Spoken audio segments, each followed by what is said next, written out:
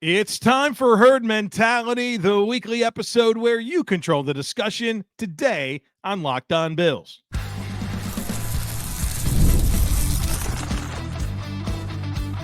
You are Locked On Bills, your daily Buffalo Bills podcast. Part of the Locked On Podcast Network, your team every day. What's up, Bills Mafia? It's Joe Marino, author of Go Bills and Buffalo's Run, also the co-host of the Locked On NFL Scouting Podcast, and I'm your host of Locked On Bills. Want to thank you for making Locked On Bills your first listen every day, and a big welcome and shout out to our everydayers. You know who you are. Those of you who never miss a single episode, I appreciate y'all being here very, very much. I'd also like to invite you to subscribe or follow for free on YouTube or wherever you listen to podcasts. We're part of the Locked On Podcast Network, your team every day. Today's episode is brought to you by FanDuel. Make every moment more. Right now, new customers can get $150 in bonus bets with any winning $5 bet. That's $150 with any winning $5 bet. Just visit FanDuel.com/lockedon to get started. Well, folks, welcome in. We've got some fun things to cover today. We're going to talk about the signing of Gable Stevenson, and then I have several very good herd mentality questions to dive into that cover James Cook, Spencer Brown's contract, what this Bills offense is, all kinds of good stuff. So let's get started. We'll get this conversation going with Gable Stevenson. The Bills signed Gable Stevenson. Maybe you have no idea who he is. Well, he's 24 years old. He turned 24 on May 31st, the exact day that the Buffalo Bills signed him. And Gable Stevenson made his mark wrestling. He's never played football. And so now the Bills surely lead the league in players on their roster that have never played football between Gable Stevenson and Travis Clayton. But Gable Stevenson is a very accomplished wrestler, a gold medal winner at the 2020 Summer Olympics, two-time heavyweight NCAA champion where he wrestled at Minnesota, had an 85-2 record in college, was a four-time state champion wrestler in high school, and he's the son of Dan Gable, who is considered to be one of the greatest wrestlers of all time. So obviously the wrestling background is the name of the game with Gable Stevenson. That's how he's made a name for himself. That's where he's accomplished everything athletically. In fact, he also had a brief stint in the WWE before now becoming a member of the Buffalo Bills. And so Gable Stevenson is going to play defensive line for the Bills. He worked out for the team, and then the Bills signed him to a contract. He's 5'11", 266. That's at least what the Bills announced. I know that there's some information out there that you can find that says he's 6'1", 285 pounds. I'm telling you what the Bills announced him as, which is 5'11", 266. And in fact, he did an interview with Andy Young over the weekend where he said he's added weight already and is around 280 pounds. So I guess I'm probably guessing that he's probably something like 5'11", 6 foot, surely around 280 pounds. I think as a wrestler, maintaining weight or adding, subtracting weight is pretty much in their wheelhouse. I think the most interesting measurement is the one that we don't have any idea of, and that's what his arm length is. I think that's probably the most important when you consider his height, when you consider his weight. I'm mostly interested in what his arm length is, and I've been unable to find that information.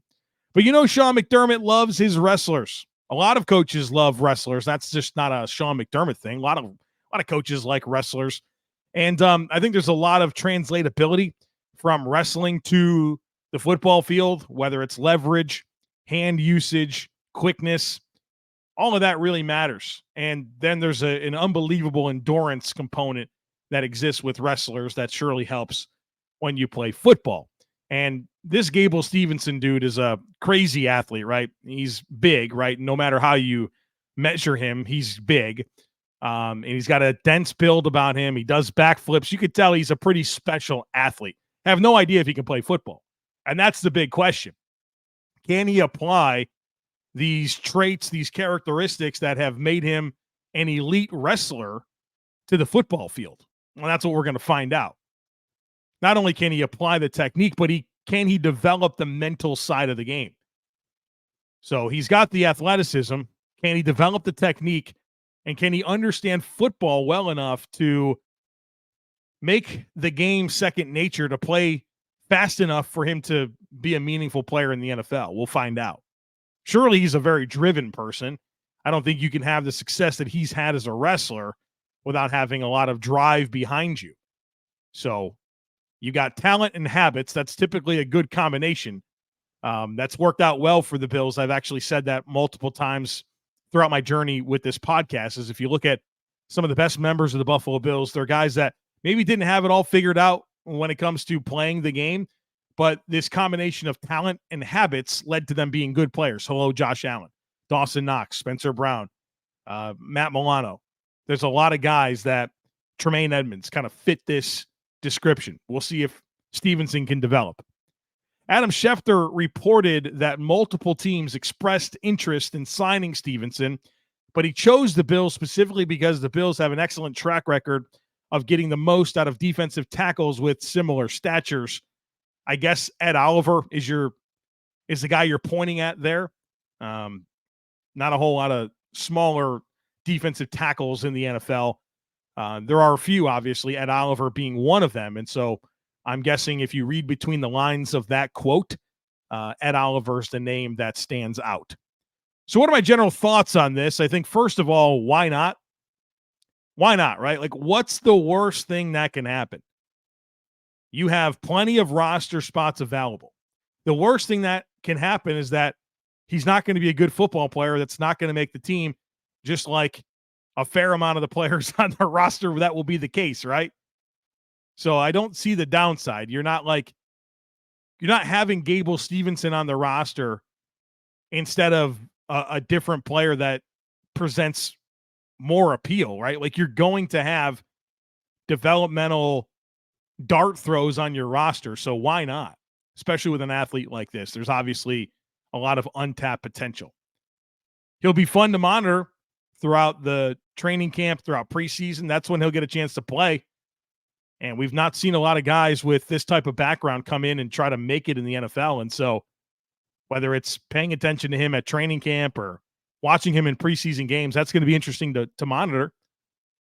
I think he'll probably spend 2024 on the practice squad and then see what happens beyond that. I think that's probably the most logical path forward, unless he just, is lightning in a bottle right away and performs at a level that the Bills have to keep him on the roster. I think most likely practice squad this year, and then we'll see beyond that. It's hard for guys to make it in the NFL at defensive tackle that have played the position throughout high school and college. It's typically a fairly slow developing position, again, through the lens of guys that have played it in high school and college. And so this is definitely a long shot situation. But I think part of what maybe inspired the Bills to do this is, of course, they obviously like what they have seen in Gable Stevenson, the athlete, and they've certainly thought this through. But when you consider that they have the extra spot this year because of Travis Clayton, so the Bills drafted Travis Clayton, the rugby player from England, and he's exempt from the roster this year. And so the Bills are able to carry 91 players into, throughout now until cutdown day. And I think that made room for a dart throw like this when you're already able to carry one extra player now and through the season. So the Bills will be able to have 17 on their practice squad. I think this kind of just makes room for this type of dart throw. Now, what I also find to be very fascinating here is the corresponding move, which is releasing Matt Haack. And so the Bills, before this, had 3 punters on the roster. So if you feel like maybe the Bills are doing something silly and allowing him a chance to make this roster, just remember they had 3 punters on the roster previously. Now they have 2. Matt Haack gone, so you have Sam Martin, who's the returning starter, and then, of course, Jack Browning, the undrafted free agent out of San Diego State. And I think that's where it gets fascinating. There's some hype right now for Browning. Was a walk-on at San Diego State, became a scholarship athlete as a punter, 2 seasons as San Diego State's punter, had an average yards per attempt of 45.8. That's the best in school history. Why does that matter? Well, Matt Ariza, the punt god, went to San Diego State. This guy had a better yards per punt, 42.2 career net yards per punt. Oh, by the way, he's also a place kicker. He was 35 of 47 kicking field goals over the last 2 seasons, 4 of 6 from beyond 50. He also hit from 61 yards in 2023. I think there's some legitimate competition here from Browning to Sam Martin. And we've heard from multiple beat reporters that last week during OTAs, where Tyler Bass evidently had a very good session, including hitting like a monster field goal from, 70 yards. I've heard a lot of different reports on that. But what's significant there is that Jack Browning was doing the holding. And you've heard me talk a lot about punters, and obviously their job is to punt, but as of equal importance potentially is their ability to hold and develop the mechanics and chemistry with the snapper and the place kicker. And they're not going to have Jack Browning holding for Tyler Bass in June, or actually in May in this case, if there's not a reasonable path that he's competing for this job. So through all this, I think one of the most interesting dynamics to come out of it is the path for Jack Browning as an undrafted free agent punter out of San Diego State, potentially unseating Sam Martin. I think we got a legit competition there. So there you have it. The Gable Stevenson signing, all my different thoughts on it. It's interesting. So is the corresponding moves. And from this point on, we'll see. We'll monitor it. We'll talk about it. But Gable Stevenson, wrestler, now a member of your Buffalo Bills. All right, let's get 2 segments of herd mentality in. On the other side of it, we'll start with some James Cook talk, Spencer Brown's contract, what it means for the Bills to not have a number 1 wide receiver through the lens of defenses. We're breaking that all down here on the other side of it, so be sure to stick with me. It's winner take all time in the NBA and NHL, and FanDuel is giving you a shot to bring home a huge win of your own. Right now, new customers can get $150 in bonus bets with any winning $5 bet. That's $150 to bet on spreads, money lines, player props, and more. And look, they've got some fun Bills action that you can check out. Right now, Josh Allen plus 800 to be the NFL MVP, second highest odds of any player. They also have his passing yards in 2024 set for the over-under at 3,675.5. That feels like easy money right there, folks. Go smash the over on that. They also have the Bills over-under for wins in 2024 set at 10.5. So if you want to get in on this action or the playoffs, of course, any sport, check out FanDuel.com/lockedon. FanDuel, America's #1 sportsbook. All right, let's do a little herd mentality here. The first one comes from Dan. Dan says, I know you've had some episodes before where you've asked how good James Cook really is. Is he good or more a product of the scheme? Really enjoyed the discussions on the top 10 most important players of the future of the Bills, but talk of James Cook was almost non-existent in these episodes.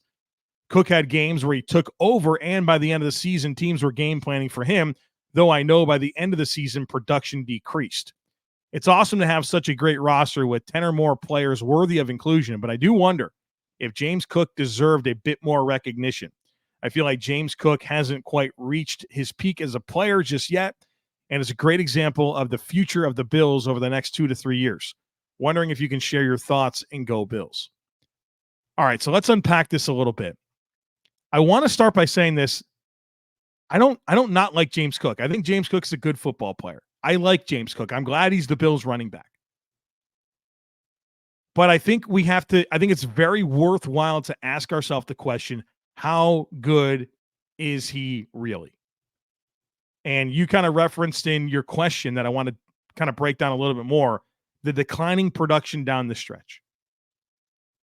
And you go throughout the course of the season with James Cook, and weeks 1 through 15, 5.1 yards per carry, 2.97 yards after contact per attempt. Then week 16 through the divisional round. So it's a 5-game sample size. The yards per carry came down to 3.5. So from 5.1 down to 3.5. His yards after contact per attempt went down to 2.01. So from 2.97 to 2.01. The production slowed down significantly. And what's important about that line in the sand, so week 16 and beyond is when the production started to dip. That's right after he had that great stretch, weeks 10, 11, 12, 13, and 14. He was over 100 scrimmage yards in every one of those games. Those games were Denver, the Jets, Philly, Kansas City, and Dallas. Of course, Kansas City and Dallas probably his two best games. And then here comes that, all right, teams are going to start game planning for James Cook. And then all of a sudden, the production just absolutely plummets. And I've referenced this a bunch this offseason. On the same day that the Bills traded away Stefon Diggs, that forced me to do a podcast on that.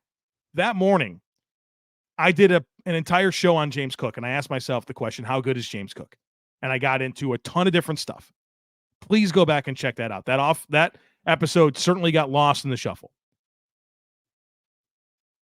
I just don't know how good he is. Here's the deal. I think he's got limitations as a player. I like the receiving skill set. I like the slashing nature of how he runs the football. He's got some twitch and some agility. He's got some speed. There's a lot to like. There's also limitations. He's a terrible pass blocker. I don't think he gives you anything in short yardage. And for as good of a pass receiver as he is, the drop's got to stop. And, I mean, the yards before contact, the yards after contact splits are really crazy. Please go back and listen to that episode. I break every bit of that down. I just don't know how good he is. Running back production in the NFL is not hard to find. It is not hard to find. And so now we're talking about this potential like cornerstone piece of your offense. And I can very easily poke holes in the totality of his skill set, right? I don't think he's a complete back. He's not. And then I look at his splits, like yards before contact, carries against heavy boxes versus light boxes, yards out. It doesn't tell you that James Cook is this do everything bell cow back. I understand that he had production and he had a high volume of targets or high volume of touches. You'd expect the production to follow in an offense like the Bills. This year for me is about learning how good James Cook really is. So back to what I said at the beginning, I think he's a good football player. I want to learn more this year about how good he really is. Or is he a product of a dynamic passing offense with a good offensive line, with a good run scheme? And yeah, okay, a lot of backs could be productive in this opportunity and potentially backs that have more to their game. And I'm fascinated to see how Ty Johnson factors in this year and Ray Davis. There's a lot of layers to this. But I didn't have him in my top 10 for that ballot on the 10 most important players of the future of the Bills because I just don't know right now. And maybe you feel some type of convictions about James Cook and him being this world-class running back. Good for you. I'm not there yet. I don't know. I need to see more. I need to learn more. And that's going to be a big priority of mine in studying the Bills this year. Chris says, you've talked some about the future of the Buffalo Bills and how Spencer Brown is one of the only impact players reaching free agency next offseason. My question is, what type of contract do you see a player like Spencer Brown getting, assuming he maintains the same level of play he had last season? Will his contract be impacted by the fact that he is a right tackle as opposed to being a left tackle? Can you give me some examples of similar players to Brown and what contracts they have signed in recent years? Lastly, is Brown a player that you would be pushing the Bills to re-sign early, or would you be more comfortable waiting to see what the market is for him and potentially replacing him with another free agent or draft pick next offseason? Good question, Chris. I think in terms of re-signing Spencer Brown now versus later, I think what it really comes down to is some information that I don't have. And that is, how comfortable are you with the medical piece of the conversation? He's had some back issues, just had his shoulder repaired, elbow, right? There's been injuries. There's no doubt about it. So as a team that's been around him every single day, that has a complete understanding of the medicals, how comfortable are you projecting him 3, 4, 5 years into the future? That's the most important piece of the conversation. I don't have the answer to that. I don't have the information. I don't know. The team does. And so if the team is comfortable with all of that, I'm comfortable with Spencer Brown as a player and his trajectory. And so, yeah, do the deal early. it'll never be as cheap as it is now. You wait, and he has a great year and maybe even takes a step, the contract goes up. So I think that's that piece of this conversation. In terms of the left tackle versus the right tackle, I don't think it matters. This is a different era of football where, of course, you want your best pass blocker to be the left tackle because it's the blind side of the quarterback. But this idea that you're going to hide a guy at right tackle that can't pass block anymore, and I'm not saying that's Spencer Brown, I'm just saying generally speaking in the conversation of left versus right tackle. You're not hiding a bad pass protector at right tackle anymore. That's over with. You got to be able to pass block on both sides. And when you look at the offensive tackles in the NFL, 7 of the top 12 highest paid offensive tackles in the NFL right now are right tackles. So not only conceptually is that not a thing, the NFL is telling you that they're not going to pay right tackles less because 7 of the top 12 highest paid tackles in the league, right tackles. Some similar contracts to compare Spencer Brown to. I think the number one most similar is Austin Jackson with the Miami Dolphins. Austin Jackson kind of stumbled through his first 2 seasons, took a major step forward in year 3, and they gave him a contract in season. He signed for $12 million per year. Jonah Williams, formerly with the Bengals, now signed with Arizona to play right tackle for them. He got a $15 million per year contract. I think kind of that range is what makes the most sense to me. I think the high end of where I think I could see Spencer Brown is in the Mike McGlinchey, Braden Smith tier. Now there's like the Penei Sewell, Lane Johnson tier where, God, if Spencer Brown gets there, he must have had a great season. But there's the Mike McGlinchey, Braden Smith, 17 million AAV tier as well. So I think those are kind of the buckets. So to recap, it doesn't matter that he's a right tackle. In terms of doing it now versus the future, now the benefit is it's cheaper. The future, the benefit is you have more information. To me, the biggest piece of the pie is the medical. I don't know. The team does. All right, so we got some more stuff to get into, including the Bills not having a true number 1 receiver and how that impacts opposing defenses, pass blocking, running backs, power spread. Matt Milano, be sure to stick with me. The NFL schedule is here, folks. So many high-profile games, and I'm sure you want to get to some of those. Well, if you do, check out Game Time. Game Time is the fast and easy way to download tickets for all the sports, music, comedy, and theater events near you. They specialize in last-minute tickets. They have flash deals. They give you a seat view so you know exactly what to expect. Plus, I love this, all-in prices. No crazy fees coming at the end of the purchase. You can choose to look at the all-in prices and know exactly what you're paying from the outset. Plus, when you buy a ticket through Game Time, they send it straight to your phone so you don't have to dig through emails to find it. So take the guesswork out of buying tickets with Game Time. Download the Game Time app, create an account, and use code LOCKEDONNFL for $20 off your first purchase. Terms apply. Again, create an account and redeem code LOCKEDONNFL. That's LOCKEDON NFL for $20 off. Download the Game Time app today. Last-minute tickets, lowest price, guaranteed.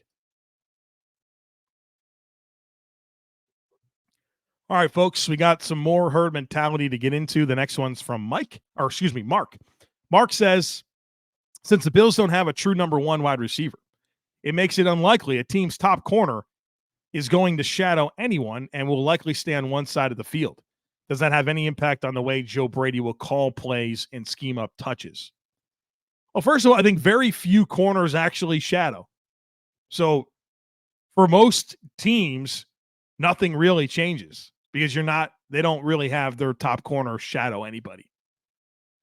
Now, I think for teams that do like to do that, I think it's a benefit to them because they can stay static with their alignments and they're not switching sides, which makes everything easier, in my opinion, because your technique's always going to be the same because you're going to pivot and turn, always facing the same way. And the communication piece, right? You're always going to be kind of aligned near similar players. So I think that's the benefit to the defenses. I think the benefit to the Bills is they can probably dictate matchups better when the back 7 is static. You know where guys are going to be, and you can take advantage of the matchups that you like the best. So I think there's some give and take there. I think you'd probably, in a normal world, you'd choose to have a legit number one wide receiver. But for the Bills and the depth that they have in terms of their pass catchers, I think you embrace the sharing the ball and playing matchups and realizing that you have a lot of variety with your skill sets, and every week could be a little bit different. Well, what skill sets do you think best attack that defense? Well, all right. Well, maybe it's a Curtis Samuel and Khalil Shakir week. Maybe another week it's a Keon Coleman and Marquez Valdez-Scantling week, right? Like, you never know, and I think that is where you find the benefit or the positivity or the optimism as it relates to the structure of the Bills passing game. Brian says, you mentioned a potential need for the Bills is a pass blocking running back and suggested someone like Latavius Murray as a possibility. What's the benefit of signing a running back whose primary role is to block versus just an extra lineman or jumbo tight end in those scenarios? If everyone knows the running back is only out there to block, then what benefit do they provide over another lineman? Is it related to where they line up on the field? Yeah, there's so much to this. First of all, if it's third and long, who cares if they know that you're passing? I mean, that's what I'm talking about. Obvious passing situation. You want to have a six-man blocking surface, so you have a running back in there. Who cares? It's third and 9. Everybody knows you're passing the ball. Who cares? So I don't really get myself concerned about the predictability of that. If it's long and late, you're passing the ball anyways. Get yourself a running back that can pass block and do the thing that you need them to do. Secondly, teams don't do this. Teams don't put an extra tight end or an offensive lineman a line next to a quarterback to block. Like, that's not a comfortable thing for them to do. Part of playing offensive line is you're a big monster dude that has athleticism, but you're playing in a phone booth, right? You're not going to be in this like space situation where you're 6'5", 320 pounds, and all of a sudden you've got an edge rusher that has a full head of steam one-on-one in a ton of space, or a linebacker. Like, that's not going to be a favorable matchup for you. So that just doesn't work.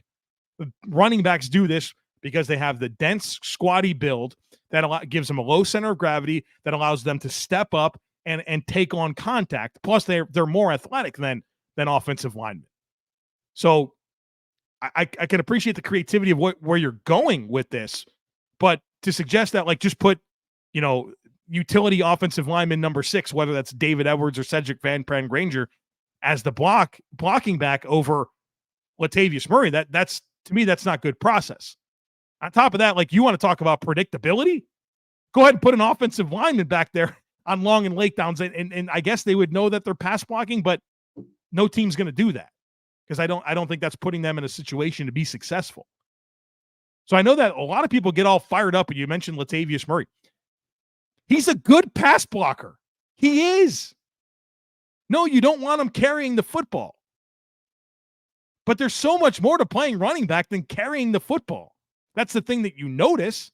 What you don't notice is Josh Allen being able to get off a deep shot that's connected down the field because Latavius Murray was able to step up and help in pass protection. Happened multiple times last year. Instead, you just get mad that he's kind of a boring runner between the tackles. Get excited about what they can do in pass protection. That opens up things for everyone else on the field. I hope I answered that well enough.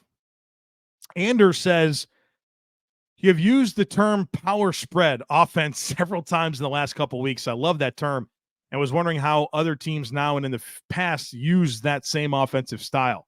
What were the strengths and weaknesses? I'll be honest with you, Anders. I think I maybe just made that up. Like, I definitely say power spread all the time, but I don't think that's actually a term. I think it's just my way of describing what I think the Bills offense is going to be under Joe Brady, which kind of just blends together spread passing concepts with bigger people that also has an emphasis on running the ball. I don't know that there's actually an offense. I don't think Joe Brady would tell you that his offense is the power spread. I think it's just my way of describing it. And again, spread passing concepts with bigger people, heavy personnel, 2 tight ends, 2 backs, that type of stuff. You think a spread, a lot of people think, okay, 4 or 5 wide receiver sets. No, we're still running spread concepts. We're just doing it with bigger people, plus an emphasis on running the ball. That's really all that is. I honestly think I just made that up.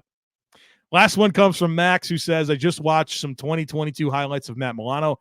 I know he wasn't ranked highly in your top 10 panel, but do you think the group underrated him?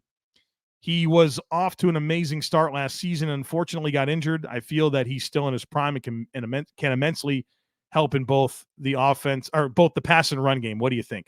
Well, the panel did have him, I think, number 8. So he was a consensus top 10 player for us at number 8. He wasn't on my personal ballot. And I think Matt Milano's awesome. Don't get me wrong. Like, you're not going to pin me into a corner and get out of me that I don't think Matt Milano's an incredible football player. I think he's awesome. I think what it comes down to for me is we saw the Bills offense figure it out without him last year. Or excuse me, the Bills defense figure it out without him last year. Now, would they have been better with him? Yeah, absolutely. Matt Milano's a baller. One of the best matchup linebackers in the NFL. But as I really kind of considered the long term, which I do, again, the future to me is kind of a 3-year window. I found myself leaning into other players. Again, I think Matt Milano's an incredible football player. I'm excited for him this year. I can't wait to see him next to Terrel Bernard. But the Bills' defense really did just kind of figure it out without him last year, and I think that impacted, at least for me. The panel had him 8th overall when you average all 13 ballots together. So maybe I underrated him. I don't think the panel did. He got plenty of support and found himself in the consensus rankings. Again, I love Matt Milano. I can't wait to watch him this year. I kind of thought to myself, no, defense was really good last year without him. So we'll see. Again, I hope that Matt Milano is an incredible player for the next 3-4 years for the Buffalo Bills. All right, folks, that's going to do it for us here today on the podcast. Tomorrow's a loaded day. I'll get you an episode in the morning, and then we have OTAs, which are open to the media.